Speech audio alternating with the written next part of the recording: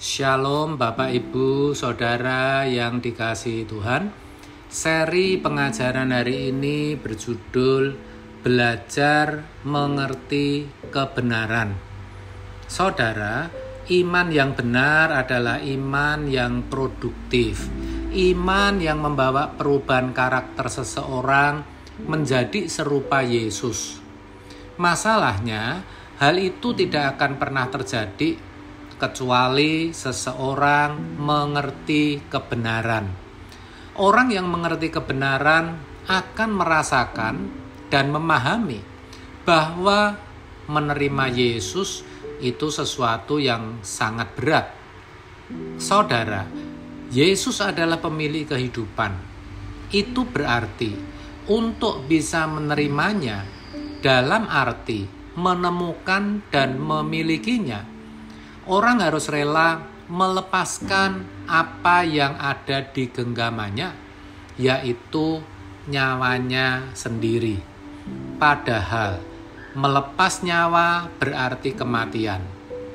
Sebab di dalam nyawa ada segala keinginan yang bisa membuat perasaan seseorang bahagia. Tapi tentu ini bukan kematian dalam arti fisik, di mana jantung berhenti berdetak, melainkan kerelaan untuk mematikan segala kesenangan diri sendiri. Dengan kata lain, rela kehilangan kerajaannya sendiri. Sebab dalam kerajaan itulah seseorang menikmati kehidupan. Kalau tidak begitu, ia tidak mungkin melakukan kehendak Bapa. Sebab mengerti saja tidak, bagaimana mungkin melakukan?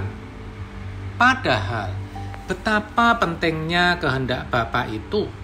Tuhan Yesus berkata, bukan setiap orang yang berseru kepadaku, Tuhan, Tuhan, akan masuk ke dalam kerajaan surga, melainkan dia yang melakukan kehendak Bapa-Ku yang di surga. Matius 7 ayat 21. Dengan berkata begitu, sebenarnya Tuhan Yesus ingin mempertemukan kita sebagai anak-anak yang terhilang dengan Bapa. Bapa di sini adalah Bapanya Tuhan Yesus yang juga Bapa kita semua. Sebagai anak, sudah barang tentu ada panggilan yang harus dipenuhi, yaitu panggilan untuk mengenal Bapa secara utuh dalam kehidupan setiap pribadi. Bapa tidak mau anak-anaknya mengenal Dia hanya sebatas kuasa dan berkat-berkatnya saja, tapi juga keadilan dan tatanannya, artinya mengenal Bapa secara utuh. Sayangnya, selama ini orang percaya hanya diajar sampai taraf bahwa keselamatan adalah usaha Tuhan mencari dan menemukan manusia. Itu tidak salah, tetapi jangan berhenti di situ. Orang percaya harus juga diajarkan bahwa kalau Tuhan telah menemukan mereka, maka mereka juga harus mengenal Bapanya secara dekat dan mengerti kehendaknya. Tuhan Yesus berkata, semua telah diserahkan kepadaku oleh Bapa-Ku, dan tidak seorang pun mengenal anak selain Bapa, dan tidak seorang pun mengenal Bapa selain anak dan orang yang kepadanya anak itu berkenan menyatakannya. Matius 11 ayat 27. Dari sini sangat jelas bahwa kedatangan Tuhan Yesus ke dunia adalah untuk memperkenalkan Bapa dan siapa dirinya.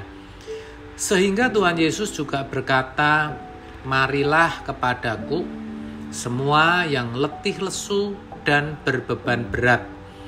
Aku akan memberi kelegaan kepadamu.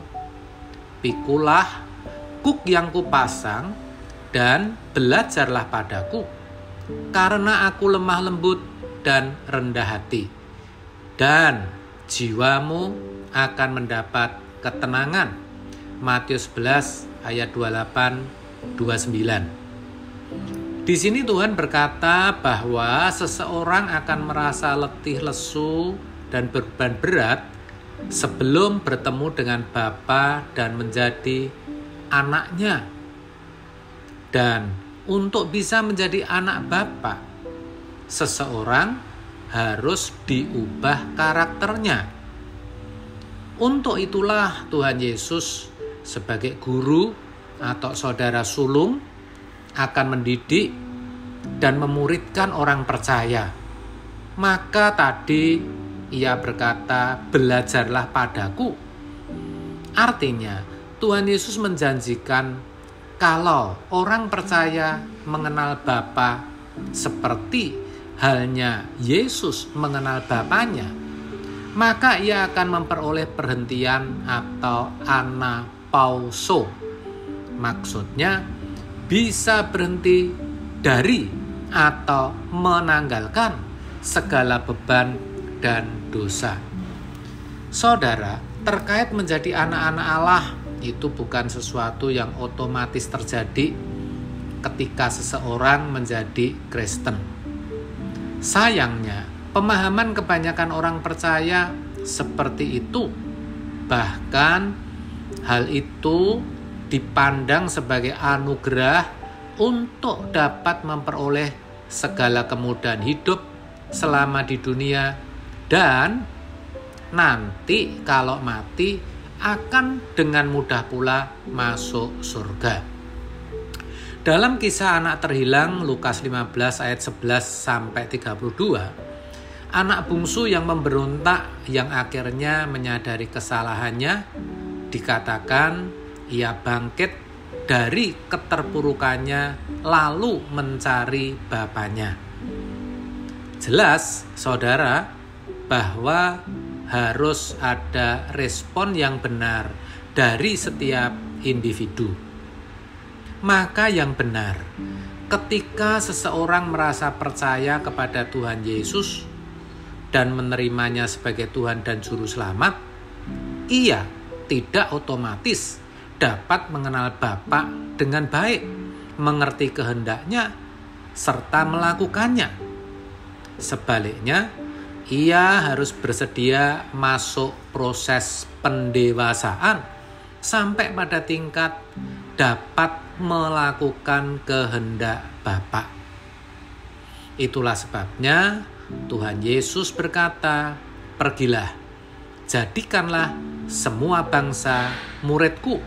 Matius 28 ayat 19-20, di mana seakan-akan Tuhan Yesus mau berkata, buatlah orang belajar untuk mengenal Bapa dan melakukan kehendaknya seperti yang sudah aku lakukan. Begitulah saudara, bagaimana kita harus belajar mengerti kebenaran, atau bagaimana kita bisa belajar firman yang benar sehingga kita dapat menemukan Bapa dan kita menjadi anak-anaknya yang berkenan. Amin. Tuhan Yesus memberkati.